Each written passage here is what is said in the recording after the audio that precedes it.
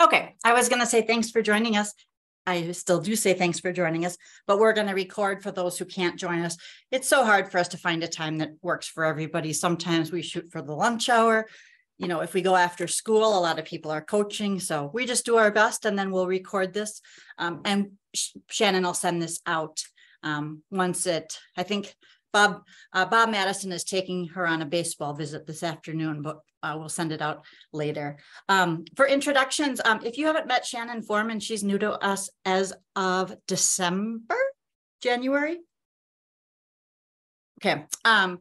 Shannon we stole Shannon from St. Michael, Albertville. Hi, Keith. Yeah. Oh, yeah. Yeah. Keith's probably rolling his eyes. We stole Shannon from St. Michael, Albertville. And fortunately for me, she has a tennis background through college. So it helps to have somebody. I can pull it out easily, man. And Steve, I believe, is here from Tennis Reporting. Hey everybody, great to see everybody again. Looking forward to another successful year of whole season tennis in Minnesota. Thank you. And I've asked Steve to just, obviously Steve knows his website better than I do. So I've asked him to chime in if and when is necessary. Shannon, you can go to the next slide. When you're running your section tournament, here's just some important numbers for you. My personal cell is on there. Please don't share that with all the parents in your section. It is my personal cell, but when you are hosting an event after hours or on the weekend, you won't get very far calling my desk phone. So you're welcome to call me. Hal's phone number is on there. Hal Miller is our chief contact for Class A rules questions and is one of our tournament managers at State. Rick Engelsted's phone number is on there. He is one of our chief rules people, as well as a tournament manager at State.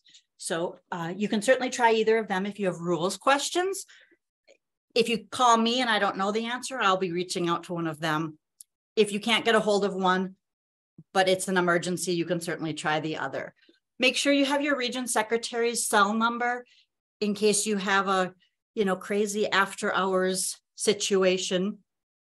And the Tennis Reporting email is on there as well. And what I have learned is that Tennis Reporting responds to email faster than just about anybody I know. And I see a couple of you nodding, so you must be in agreement. All right, we can go to the next slide. Just a reminder to communicate to the teams in your section. I don't believe we've added any teams very recently. I know one in the fall, one of you, a couple weeks before your section tournament, we realized there was a team that had not registered that was planning on competing. If something like that does happen, we will notify you. But what I think you find more frequently, and I know one or two of you have already found this, is there might be some teams that are registered and maybe even playing a schedule that just don't feel ready to participate in section competition. So do reach out to all of your section teams. Remind them, now I'm kind of transitioning into some of the Tennis Reporting information. Remind them all of their results need to be on Tennis Reporting. Verify that they plan on competing in the section tournament or not. Some you probably know and are completely obvious, but if it's one of those schools that comes in and out of the tennis world or is a new school, maybe they're not competing in sections, and that's okay. I would encourage you to invite them to attend, because we want to, any of those new programs, we'd love to keep them involved, help them feel like they're part of the section tournament, even if they don't feel quite ready to compete yet. Stress the importance of filling everything out on Tennis Reporting, especially the seeding, regardless of their own team's predictions. So if you have 8 teams in your section and they're certain they're going to get seeded 8th, it's still really helpful and important for everybody else to have their vote and their information for that possibly 8th place seeded team. And section managers will have access to school results from the Tennis Reporting site. Steve, I'm about to go on to lineup submissions and certified lineups, but do you have anything to add about that last sentence? Yeah, I got that Google form that you all filled out. Thank you so much for that. I think we have everybody. It looks like the same old names for the last couple of years, so it should make transition very smooth. The things are very similar to what they were in previous years. We will be sending out credentials, so we'll give you access. Obviously, Amy's going to talk about the deadlines and things like that, but you guys will be able to see who has submitted their lineups and their rank order prior to the deadlines. So once you guys get those credentials, you guys can periodically check in and just give a gentle reminder to those coaches to submit their stuff. Nothing different than it has been in the past. But again, if you guys need anything, we're here to help. Thanks, Steve. And as referenced, here are your lineup submission deadlines. The deadline would be Monday, May 8th. Now, for those of you, and I know there's a couple of you out there, if you as a section manager are a coach in your section, to avoid any conflict or anybody accusing you of setting your lineup before you've seen, after you've seen the others, as a coach, so I think Les is probably an example here. As a coach, we will ask Les to send his lineup to his region secretary by May 7th before he can view any others.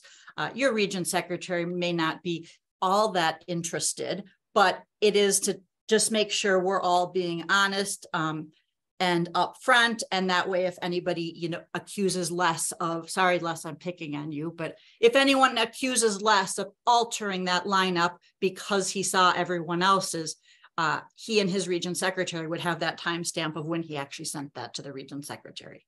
So just to clarify, Amy, if I can jump in. Please. So everybody will be invited to submit their lineups and their rank order on tennis reporting on 5/1. So on 5/1, everybody's going to get an invitation like they have been over whatever it's been, 5-6 years, to start to submit. Their deadline is 5/8 at 4 p.m. Has to be done. We're not extending it. We just don't do that. So they have to do it. The caveat to it, I'm not sure if I can screen share, Shannon, at all, but once you guys have your credentials and you're able to log into the site, you will be able to see who has submitted, but you will not be able to see anybody's lineup. It'll just say the date that they've submitted.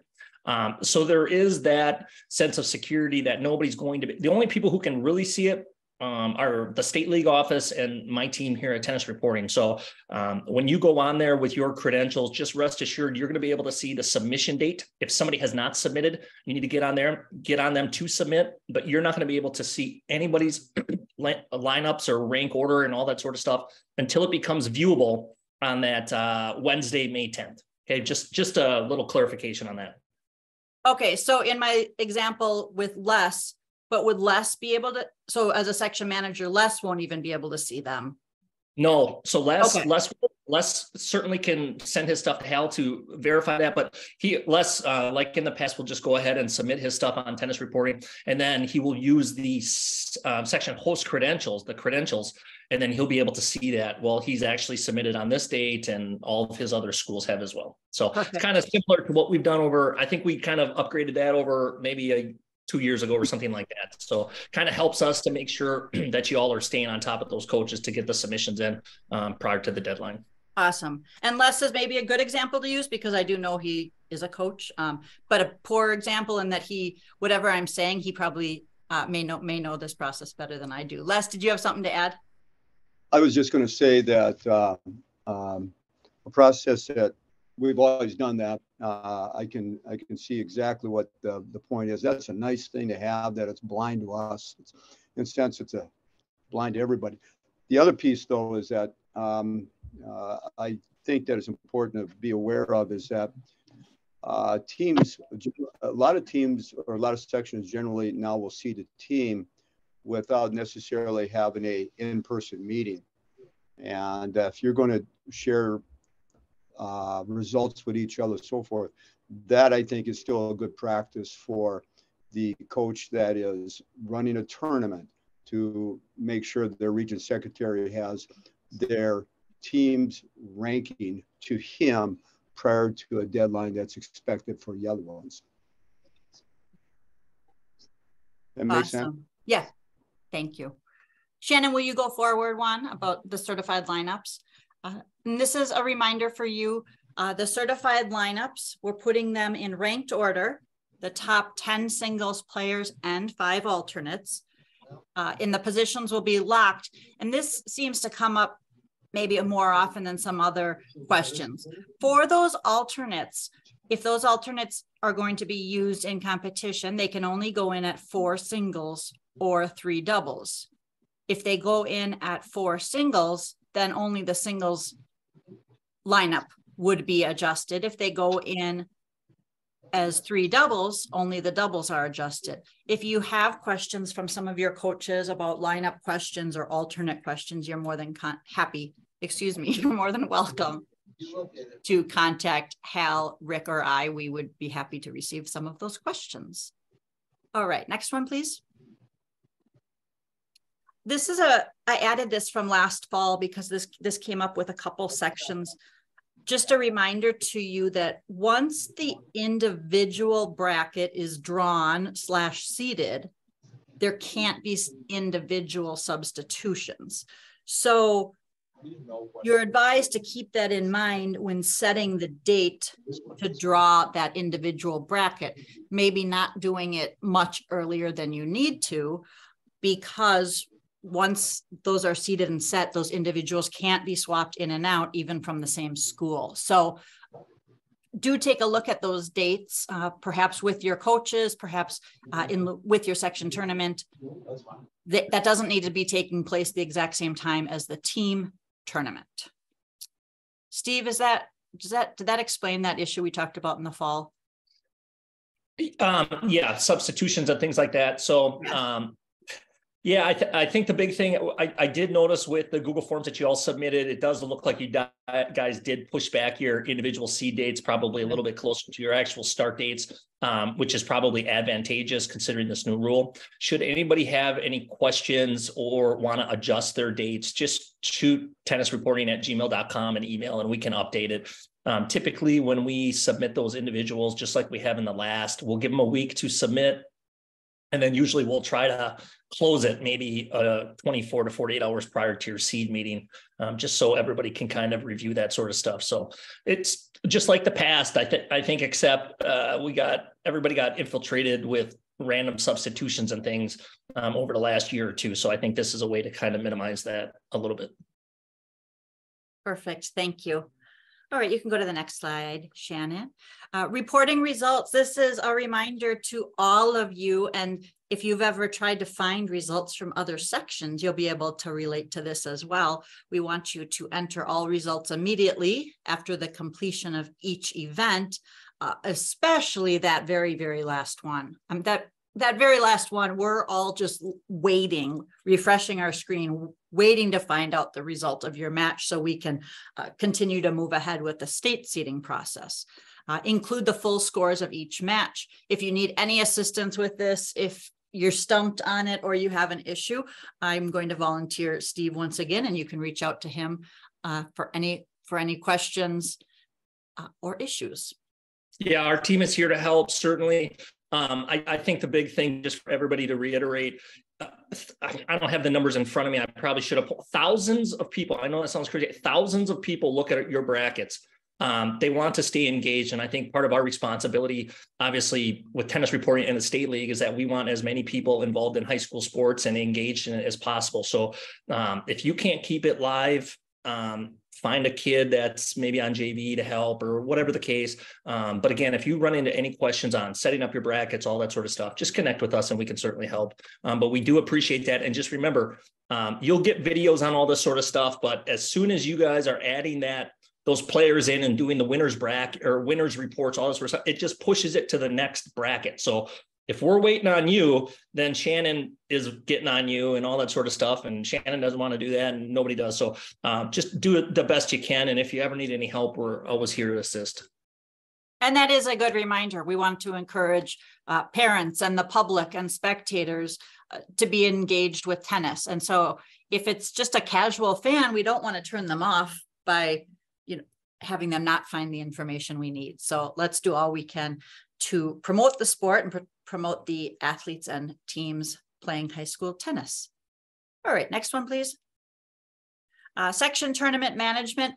We know you can't be at every site. Hopefully you can be at your site for your finals, but this is a reminder, you do need a site manager at every site. So on the quarterfinals day, you can't be at all the sites. Make sure there is one designated individual who is your site manager.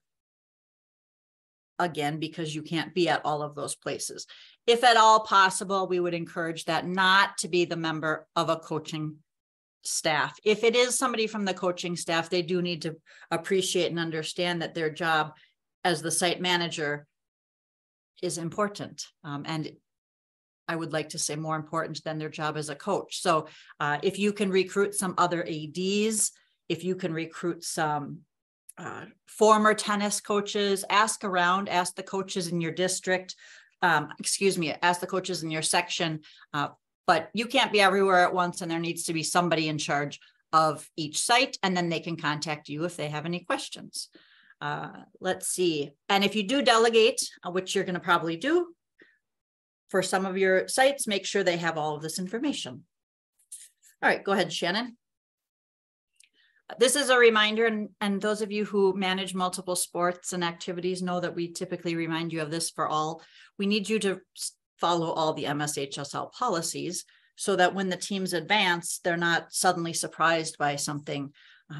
We don't want a team to get to state and say, wait, we thought we could all wear totally different outfits or, different uniforms. Well, we need you to enforce the policies early so that as we advance through the tournament, nobody is surprised. And I would like to think that uniform example is a silly one, but having formerly managed soccer, I can tell you we've gotten teams to state in soccer, and I'm like, oh my gosh, they're all wearing different color socks and different color shorts, and how did they get this far?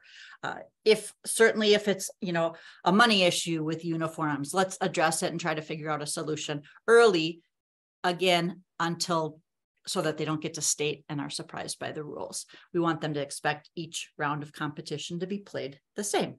All right, go ahead, Shannon. And speaking of uniforms, the schools don't need to purchase the uniforms, but they do need to be the school approved uniforms. Doubles partners especially need to be in the same uniform. The brands, however, can be different. So if the team is all wearing black shorts, it's fine if an athlete is wearing black Adidas shorts and somebody else is wearing black Under Armour shorts. So we're not that picky, but they certainly do need to be matching, and they should all be in the exact same uniform with the exception of that branding of especially the bottoms. I'm hoping by late May and June, we're not going to have extreme weather where they're going to be needing to bundle up, but as you might remember, from the fall, if it's 35 degrees and the team's uniform is a tank top, now we can use our best judgment when applying those uniform rules for those outdoor events. Hats are okay as long as they are appropriate. So nobody should be wearing a beer hat. Hopefully they wouldn't think that they could in the first place, but if they're wearing a hat, I would hope it would either just be a plain hat, a hat of a manufacturer, or even better, their school hat with their school's name and logo. Religion and faith reasons, they no longer need MSHSL approval for head coverings. And that applies to, I believe, all activities, but that certainly saved those of you who are ADs lots of time sending emails back and forth to us. Go ahead, Shannon. One more uniform rule. Either Hal or Rick reminded me of this in the fall and asked that we put this in to the rules. The rules and policies prohibit smartwatches. However, we do know that, when this rule was made, they were probably pretty infrequent. And we know now that lots and lots of kids have smartwatches and they are using them for the time function. So the rules do prohibit smartwatches. However, you don't need to be too strict on asking them to take them off if you and the coach trust that the student player is using them to tell the time. Now, if there's any any suspicion that they're using them to communicate with a coach or a parent or a teammate, they absolutely need to be taken off. So I'm putting this out there as you can use your best judgment. Use your best judgment for this and do work with the coaches in your section. It would be their responsibility to help monitor this. If you need to just make the blanket ruling because you're not confident that people are all being on the up and up about this, go ahead and reference the rules and policies. Go ahead, Shannon. Reminder, the MSHSL policy is each school can have 3 coaches. That would mean 3 humans on the court. That doesn't mean there can't be some other people cheering behind the fence, etc. But there shouldn't be more than 3 coaches per school on the court. They also must be school approved. So this doesn't mean if somebody has their own private coach, that person can suddenly swoop in and coach on the court during the section tournament. These need to be the people who've been coaching that high school team the entire year. Mom and dad don't suddenly get to be the coach. This has to be somebody who has been the school approved coach throughout the year. If you have any issues with this, please contact us and we will work with the school's AD. Go ahead, Shannon. Suspension and resumption of play on a rainy day. These are good reminders. I'm not going to read over this entire slide, but this is all in your section manager's guide and rules and policies. Just make sure if the rain starts in, we don't have everyone flee until the coaches have been able to check in with each court. Granted, if they have to get into shelter, that's one thing, but we do need to make sure the coaches have checked in with each court and know the score in order to continue with the resumption of play rules. Go ahead, Shannon. Reminder, this I don't believe is in the section manager's guide. Oh, I'm still on suspension and resumption of play. Sorry about this. Once again, I'm letting you read your own suspension and resumption of play. I'm going to let you read that when in your own guide. And you know what? I'm hoping you don't even need it. Maybe you'll just have a beautiful 70-degree and sun. But if you're going into your section tournament and you don't have 70 degrees and sun, make sure you have reviewed this yourself and reviewed this with the coaches before your tournament. Okay, Shannon, go ahead. This is the one I thought I was about to introduce. I don't believe this is in the guide, but just a reminder. This is the process we use at the state tournament.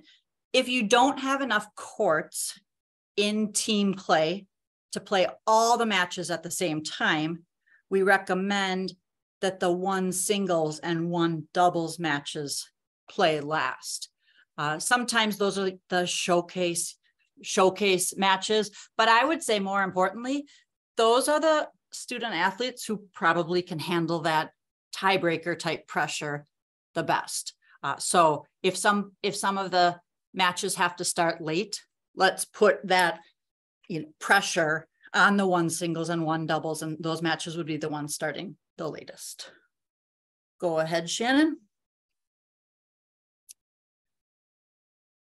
This is once again a suggestion because this is something we do at the state tournament. When the outcome of the team match has been determined and there are still matches in play, those matches can go. If those matches are going into a 3rd set, you can go ahead and use the super tiebreaker. If you have time constraints or court restrictions, this will help you with your tournament management. Go ahead once again, Shannon. Look at that, I'm getting kind of close to the end. I know you've heard this before as ADs and as section managers, but I'm going to tell you once again, we need to make sure you know your emergency protocol, and then hopefully you won't need it. Where's the AED? And this is especially challenging for tennis, right? Because maybe you're located right next to the building, but you might be at a park 5 blocks away. So where's the AED? Who has it? Who's calling 911? Where is your closest shelter in case tornado was blowing in, etc. Be sure to think about all those things in advance. And I know all of you do, but it's always a good reminder. When I watched the, I could remember the name, but I can't, the NFL player who went down during that game, all I could think about was, this was before state gymnastics. And I just kept thinking about our state gymnastics plan, and it's been handled well, but just that reminder of, we want to prepare for everything, and then hopefully we won't need it. If you are playing at a park that's far away from cell towers, let's make sure we even know whose cell phone works out here. Sometimes coverage can be an issue, or if you're far away from shelter, who owns that house, and can we go into that garage? I know it's at State Golf down at Jordan. We have used the neighbors' garages before, if that's the closest place to have students find shelter. Of course, that's something we have set up in advance. Go ahead, Shannon. Oh, and here's our contact info once again. But now I'd like to open it up to any questions. If I can't answer them, perhaps somebody else here can. Amy? Yeah, is that Hal? Amy, it's Hal. Hi, Hal. Now I can see everybody. Greetings to all of you. And tennis is in a really good place right now because of our section managers that have done such a great job. And so I look forward to seeing your teams and your athletes and your coaches and parents. It's always been our vision to make this an experience that these kids will remember for the rest of their lives. And so anyway, thanks to all of you. It's good to see all of you. And let's hope for nicer weather, because my tennis racket and my golf clubs are saying, hit me, hit me, hit me. So anyway, to all of you, thank you for everything. Thanks, Hal. So we'll take questions from those of you who have them.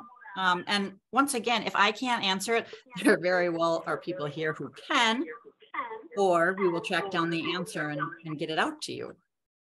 Questions, thoughts? We just answered it. Well, I was about to say, I guess we've just answered everything, huh? But looking out at who I'm looking out at, maybe I didn't answer everything, but you just happen to know it already. But well, the only thing I'd like to say is just from tennis reporting, nothing's really changed. So for the last couple of years, the nice part is the consistency standpoint. We did do a couple of tweaks and things like that with brackets and all that sort of stuff. But just remember 5/1, we're going to send out the invitations for the teams to submit. You guys will probably get your credentials probably a few days after that. And then we'll start to set up the individual stuff probably a little bit closer to when the individual seeds actually happen. But again, we really appreciate everything. It's been a great relationship that we have. Looking forward to a great season or postseason. And if there's anything that tennis reporting can help you guys with from a regular season or postseason, make sure you reach out.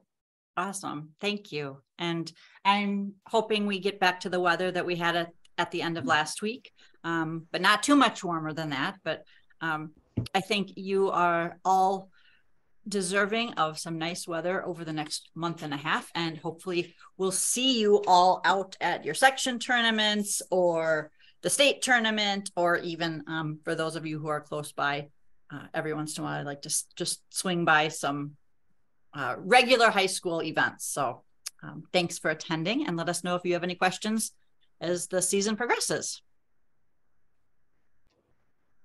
Thanks, Amy. Thank you.